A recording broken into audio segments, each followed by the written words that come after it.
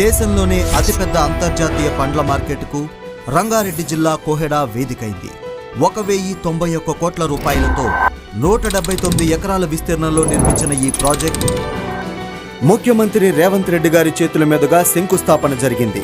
ఇది కేవలం ఒక మార్కెట్ నిర్మాణం కాదు, తెలంగాణ వ్యవసాయ రంగ భవిష్యత్తుకు కొత్త బ్లూ ప్రింట్.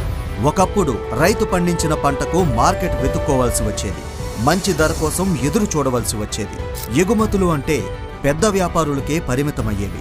కానీ ఇప్పుడు రైతు పండించిన పండు ప్రపంచ మార్కెట్ను చేరుకుంటుంది.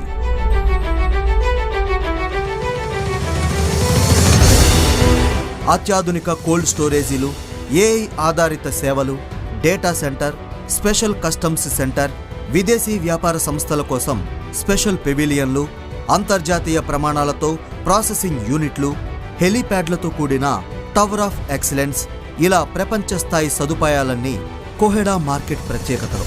2021లో ఈ ప్రాజెక్టుకు భూములు కేటాయించినా పనులు ముందుకు సాగలేదు. కానీ కాంగ్రెస్ ప్రభుత్వం వచ్చాక ప్రాజెక్టును పూర్తిగా పునర్రూపకల్పన చేసింది. ఓఆర్ఆర్కు ఆనుకుని ఉన్న అనువైన ప్రాంతాన్ని ఎంపిక చేసి కాగితాలపై ఉన్న కలను రైతులకు కానుకగా ఇచ్చింది. ఇక తెలంగాణ రైతు పంట దేశ విదేశాలకు చేరుతుంది. రైతు కోసం రుణమాఫీ చేసింది, రైతు కోసం పెట్టుబడి ఇచ్చింది. ఇప్పుడు రైతు కోసం ప్రపంచ స్థాయి మార్కెట్ను కూడా తీసుకొచ్చింది. ఇది రైతు ప్రభుత్వం, ఇది ప్రజల ప్రభుత్వం.